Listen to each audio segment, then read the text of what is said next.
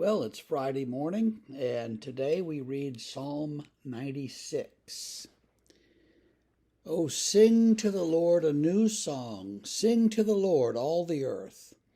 Sing to the Lord, bless his name. Tell of his salvation from day to day.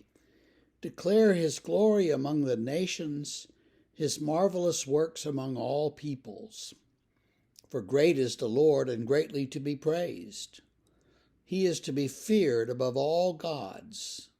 For all the gods of the people are worthless idols, but the Lord made the heavens. Splendor and majesty are before him, strength and beauty are in his sanctuary. Ascribe to the Lord, O families of the peoples, ascribe to the Lord glory and strength. Ascribe to the Lord the glory due his name. Bring an offering and come into his courts. Worship the Lord in the splendor of holiness. Tremble before him, all the earth. Say to the nations, the Lord reigns. Yes, the world is established, it shall never be moved. He will judge the people with equity. Let the heavens be glad and let the earth rejoice. Let the sea roar and all that fills it. Let the field exult and everything in it. Then shall all the trees of the forest sing for joy before the Lord. For he comes to judge the earth. He will judge the world in righteousness and the peoples in his faithfulness. So this is a song of praise. It's a great psalm.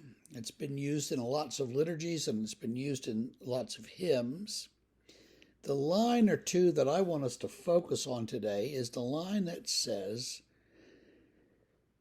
God is to be feared above all gods, for all the gods of the peoples are worthless idols.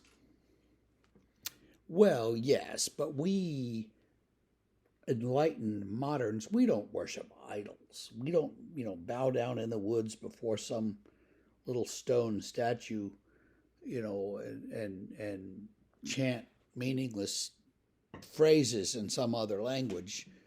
We are more informed and enlightened and smarter than all of that, right? Yeah, we don't have idols. Really? If you don't have idols, raise your hand and I will prove you wrong. We all do have idols. We worship, just in no particular order, political leaders we think are wonderful. Some think one leader is another wonderful, and some think another leader is wonderful. Every once in a while, somebody thinks that a particular leader is like Jesus, and that's a problem. That's idolatry. But we worship all kinds of other idols that are much less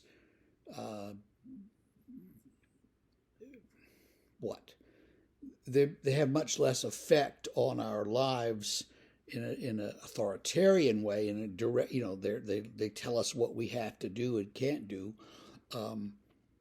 but they're actually quite a bit idols. For instance, I read the lesson to you on a Bible app off of this phone every day. Well, guess what? Our phones are idols.